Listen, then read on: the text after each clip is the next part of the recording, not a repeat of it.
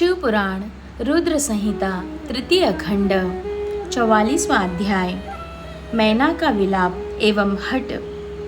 ब्रह्मा जी बोले, नारद, जब हिमालय पत्नी मैना को होश आ गया तब वे बड़ी दुखी थी और रोई जा रही थी।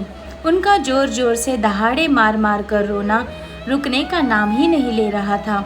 वे रोते हुए अपने पुत्रों, पुत्री तथा अपने पति गिरिराज हिमालय सहित देवर्षि नारद व सप्त ऋषियों की निंदा करते हुए उन्हें कोस रही थी। मैना बोली, हे नारद मुनि, आपने ही हमारे घर आकर यह कहा था कि शिवा शिव का वरण करेंगे।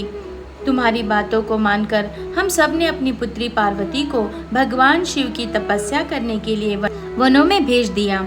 मेरी बेटी ने अपने तप के द्वारा सभी को प्रसन्न कर दिया। उसने ऐसी तपस्या की कि जो बड़े बड़े ऋषि मुनियों के लिए भी कठिन है, परंतु उसकी इतनी पूजा आराधना का यह फल उसे मिला जो कि देखने में भी दुख देने वाला है। इसे देखकर हमें अत्यंत दुख और भय प्राप्त हुआ है। हे भगवान, मैं क्या करूं, कहाँ जाऊं? भला कौन मुझे इस असह्य दुख से छुटकारा दिला सकता है? मैं तो किसी को भी अपना मुंह दिखाने योग्य नहीं रही। भला कोई देखो, वे दिव्य सप्तऋषि और उनकी वो धूर्त पत्नी अरुंधति कहाँ चली गई जो मुझे समझाने आई थी, जिसने मुझे झूठ सच कह कह कर जबरदस्ती इस विवाह के लिए मेरी स्वीकृति ले ली थी।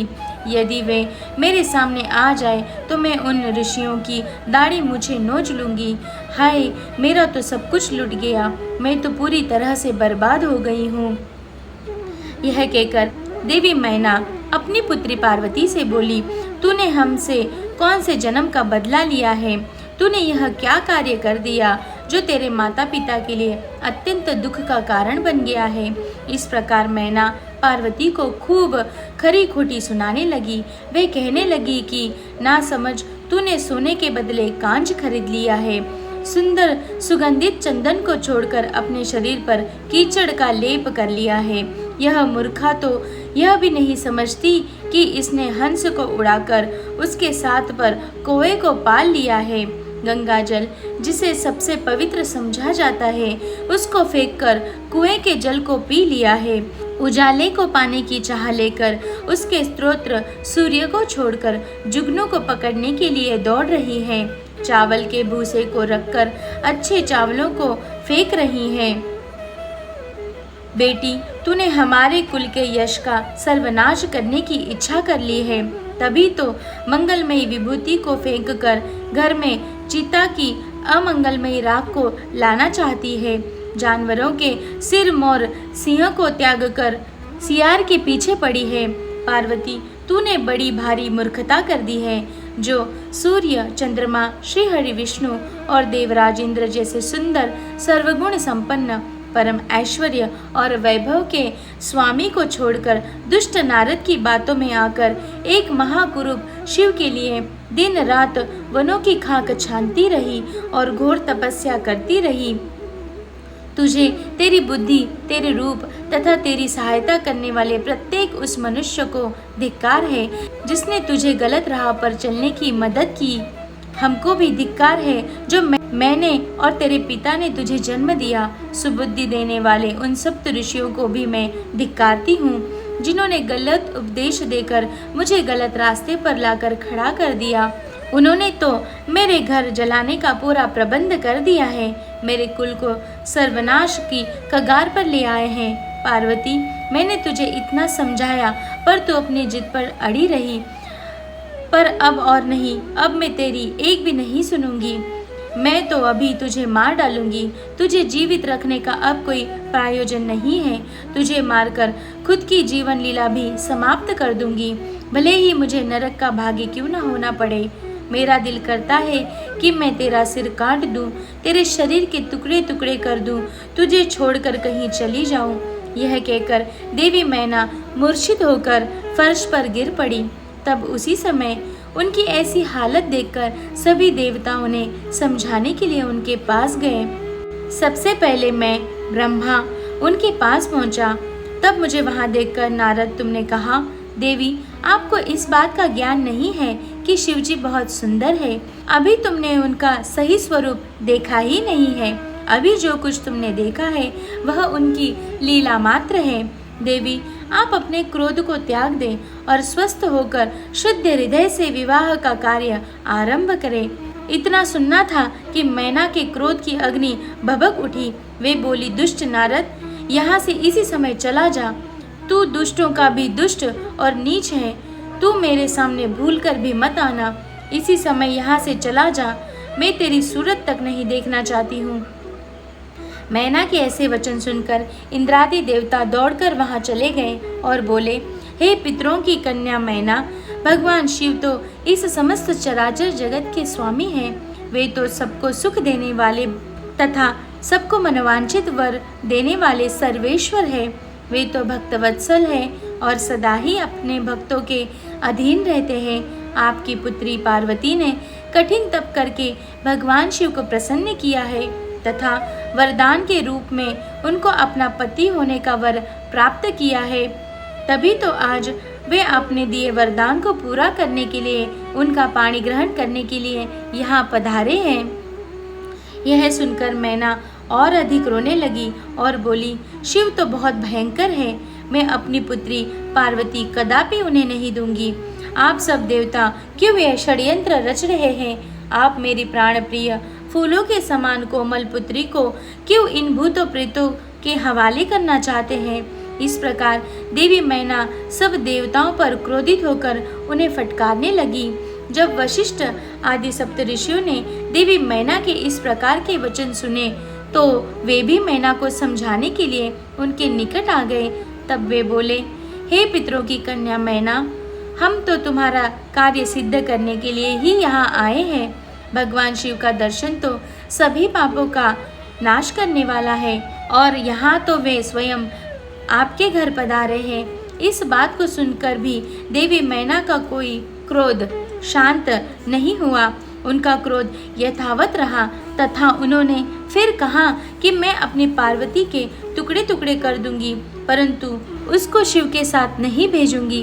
दूसरी ओर देवी मैना के इस व्यवहार से चारों ओर हाहाकार मच गया। जब शैलराज हिमालय को मैना के इस व्यवहार की सूचना मिली तो वे फौरन दौड़ते हुए अपनी पत्नी के पास आए और बोले, हे प्रिय, तुम इतनी क्रोधित क्यों हो रही हो? देखो, हमारे घर कौन कौन से महात्मा पधारे हैं और तुम इनका अपमान कर रही हो। तुम भगवान शंकर के भयानक रूप को देखकर भयभीत हो गई हो। देवी, वे तो सर्वेश्वर हैं। भय करना छोड़कर उनके मंगलमय रूप का दर्शन करो। विवाह के शुभ कार्यों का शुभारंभ करो। अपने हठ को छोड़ो और क्रोध का त्याग कर शिव पार्वती विवाह के मंगलमय कार्यों को संपन्न करो। देवी, तुम जानती हो कि भगवान शिव अनुपम लीलाएं करते हैं। यह भी उनकी लीला का एक भाग ही है। अंत तुम अपने मन के डर को दूर करके यथाशीघ्र पूर्ववत कार्य करो।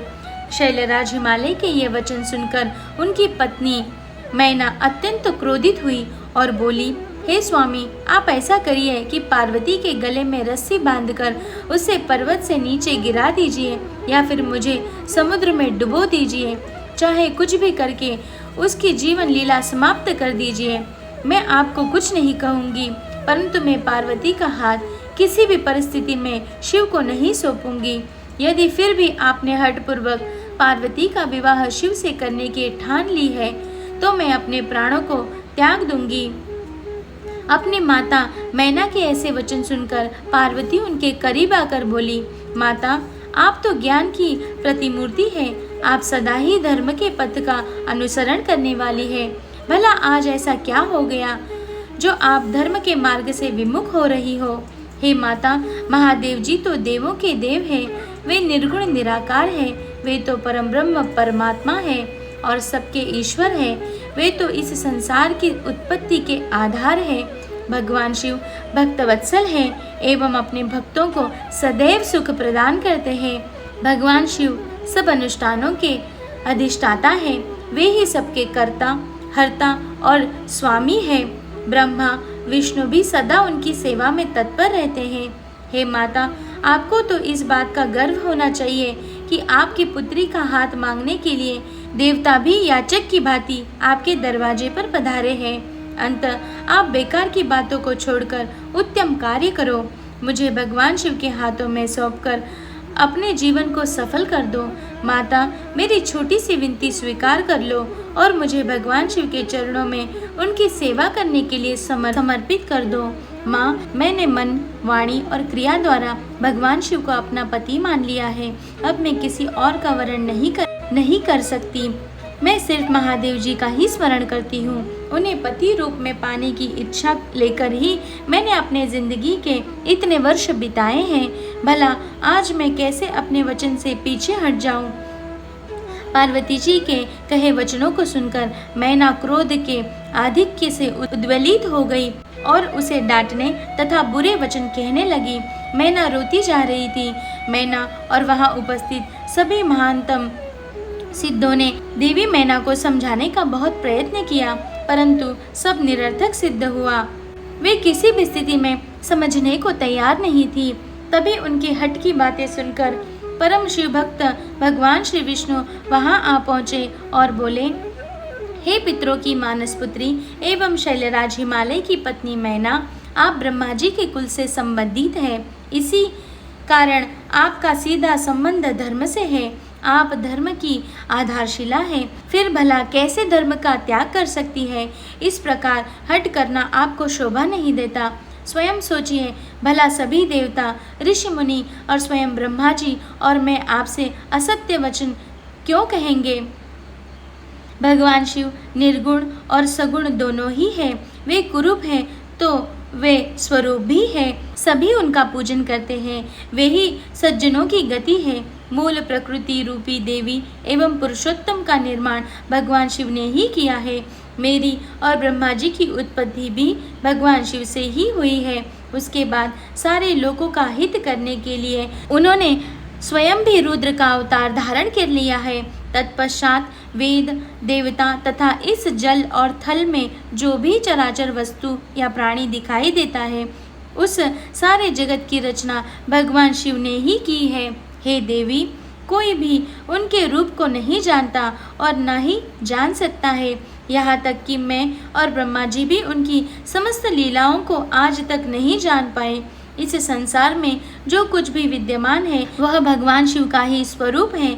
यह तो भगवान शिव की ही माया है जो वे स्वयं आपको अपना रूप इस प्रकार दिखा रहे हैं। हे देवी, आप सब कुछ भूलकर सच्चे मन से शिव जी का स्मरण करके उनके चरणों में अपना ध्यान लगाएं। आपके सारे दुख और क्लेश मिट जाएंगे और आपको परम सुख की प्राप्ति होगी। श्री हरि विष्णु द्वारा जब मैना को इस प्रकार समझाया गया तो देवी मैना का क्रोध कुछ कम हुआ।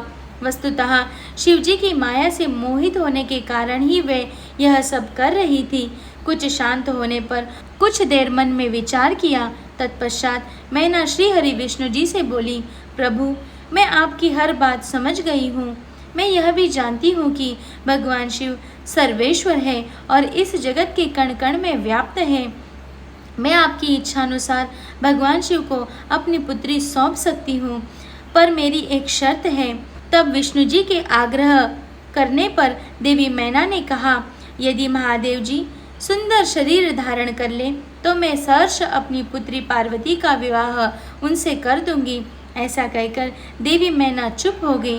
धन्य है भक्त वत्सल त्रिलोकीनाथ भगवान शिव की माया जो सबको मोह में डालने वाली है। अब आगे देखते हैं विवाह में और क्या क्या हुआ।